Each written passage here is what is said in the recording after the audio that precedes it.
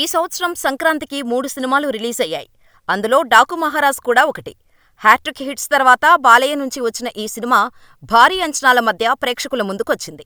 బాబీ డైరెక్షన్లో సితారా ఎంటర్టైన్మెంట్స్ నిర్మించిన ఈ సినిమా మొదటి ఆట నుంచే పాజిటివ్ టాక్ సొంతం చేసుకుంది. ఫలితంగా 4 రోజుల్లోనే 105 కోట్లకు పైగా కలెక్షన్స్ ను రాబట్టి బ్లాక్ బస్టర్ హిట్ గా నిలిచింది. దీంతో బాలయ్యతో పాటు రెండోసారి సంక్రాంతి విన్నర్ గా నిలిచాడు దర్శకుడు బాబీ. 2 ఏళ్ల క్రితం వాల్తేరు వీరయ్యతో మెగాస్టార్ కు సూపర్ హిట్ ఇచ్చాడు బాబీ. ఇప్పుడు డాకు మహారాజ్ అంటూ బాలయ్యతోనూ బ్లాక్ బస్టర్ కొట్టాడు. ఇలా చిరంజీవి బాలయ్యతో వరుస హిట్స్ కొట్టడంతో బాబీ తదుపరి చిత్రం ఎవరితో చేస్తాడా అని ఆసక్తికరంగా ఎదురుచూస్తున్నారు ఆడియన్స్. ఈ నేపథ్యంలో నెక్స్ట్ ప్రాజెక్టు కూడా స్టార్ హీరోతో చేయబోతున్నట్టుగా తెలుస్తోంది.